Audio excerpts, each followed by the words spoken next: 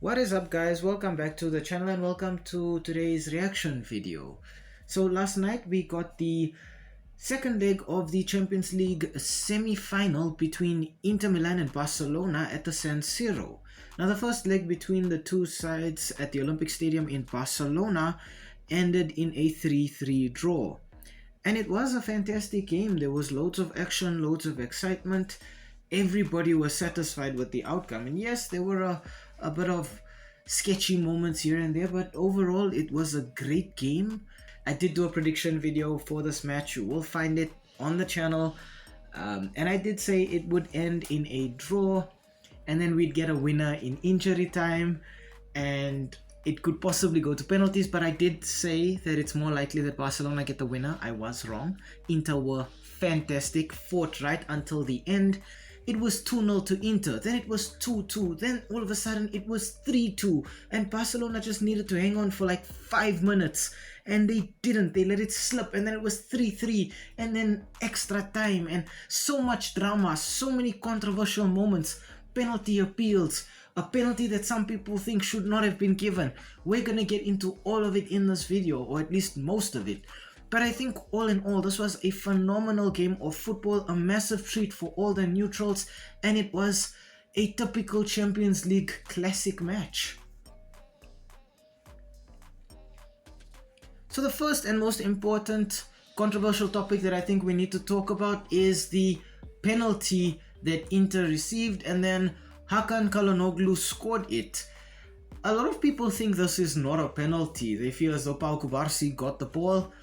Yeah, he doesn't. He doesn't get the ball. He goes through Lautaro Martinez, and I think Lautaro Martinez in his own right here is brilliant. He does exactly what you need to do as a player who has the ball. He protects the ball. He gets his body between the ball and the opposition player, so that if the opposition player tries to get the ball, he's either not going to get it or he's going to give away a foul. But either way, Lautaro Martinez comes out on top here because it is correctly given as a penalty.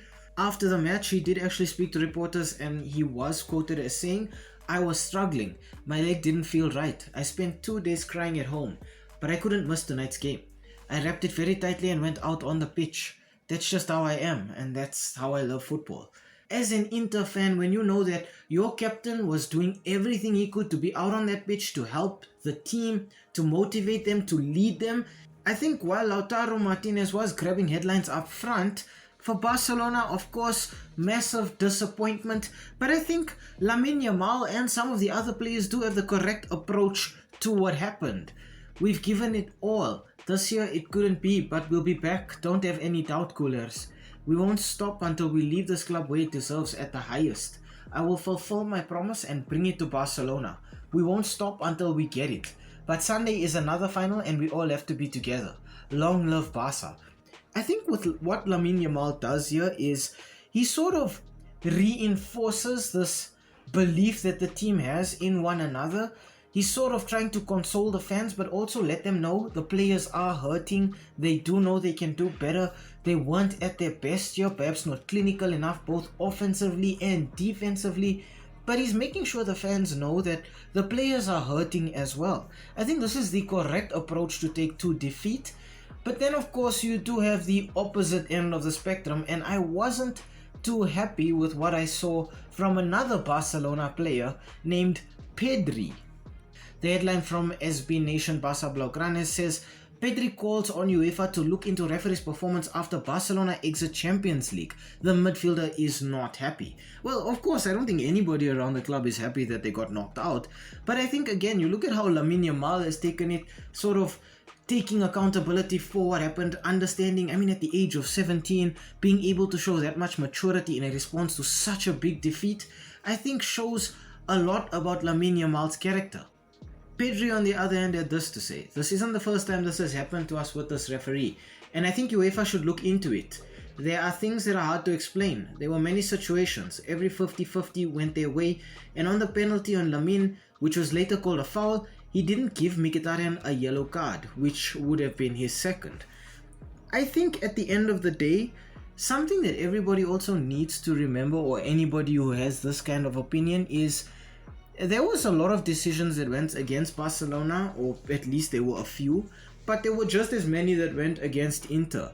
I think what Inter actually did was they showed that this offside trap that Barcelona have used to great effect in La Liga fits in perfectly with how Inter want to attack.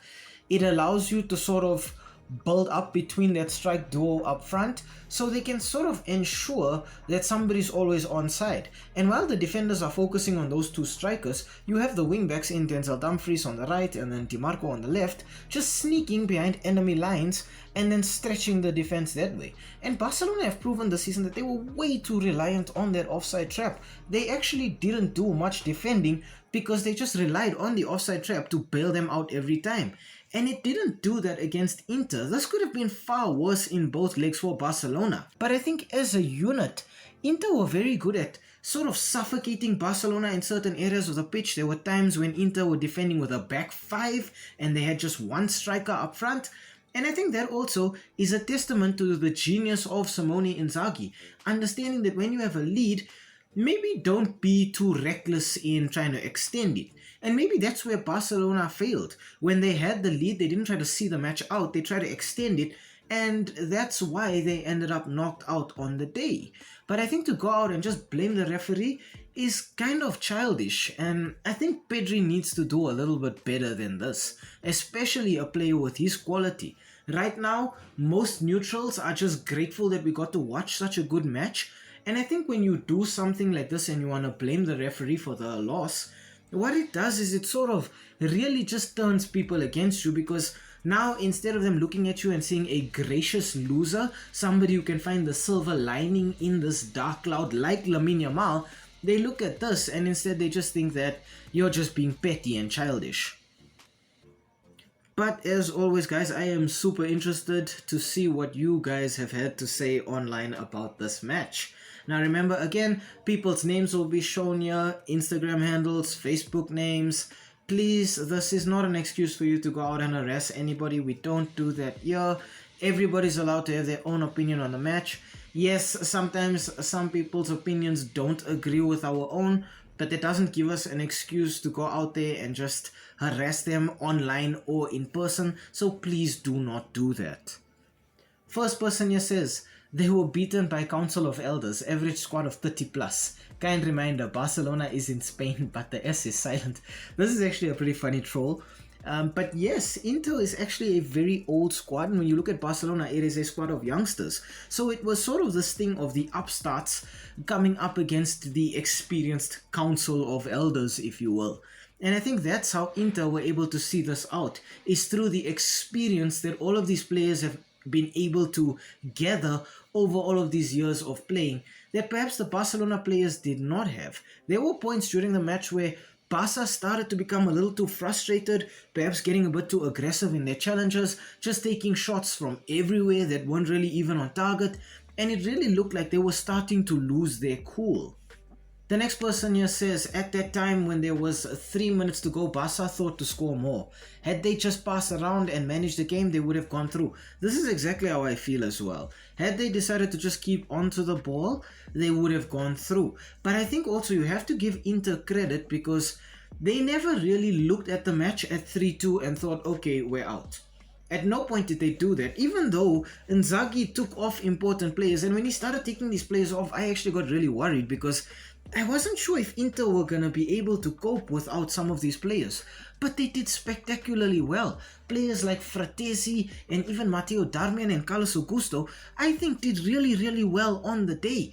When I saw DiMarco and Dumfries coming off, I was really stressed out. But wow, Inter really proved that they have squad depth and that they're able to capitalize. So it's not just about Barcelona being complacent and I would say a little bit arrogant, but Inter were really good at capitalizing as well. We played well, both teams played well and deserved to reach the final. Remember, we have a young team of incredible La Masia graduates and we still have the league to win.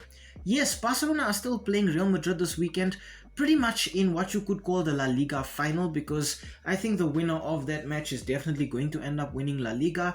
So for Barcelona, they still have a domestic double that they can still lift at the end of the season, and that's really important as well. This isn't a massive failure. This is one of 3 trophies, and if they can still win 2, that's massively big for Barcelona. And I think Inter, on the other hand, for the Nerazzurri, they needed a pick-me-up. They're out of the Coppa Italia, they're chasing Napoli in the Serie A, and I think this is exactly what they needed. But this also proves that when Simone Inzaghi has access to his full-strength team, Inter are just so determined when it comes to winning. They have this die-hard attitude, and they proved it against one of the best teams in European football right now. I think as long as this person's comment is, this is actually the best way to describe this match. Both teams played godlike. Yamal was a beast, but Sommer was the beast slayer. Today, Barcelona youngsters were more agile, more skillful, had more shots on goal, more possession. But Inter showed the meaning of persistence, conviction, and resilience. That if you want something so much that your body doesn't want to cooperate, you still fight out of sheer willpower, and then you come up at the top. No matter the conditions, no matter if all odds are stacked up against you, no matter people say it's impossible, you make history. This was not a game. This was a life lesson.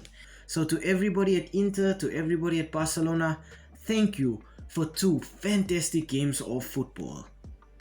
That's it for today's video, guys. Thank you again for joining me with my little football rant. I hope you guys enjoyed the game. I hope we have some more exciting fixtures to look forward to. I know the El Clasico is this weekend, but as always, guys, if you enjoyed the video, perhaps give us a thumbs up. Maybe leave a little comment down below about how you watched the game, how you experienced the game. What did you enjoy about it? Was there things you didn't enjoy? How do you think the teams could improve?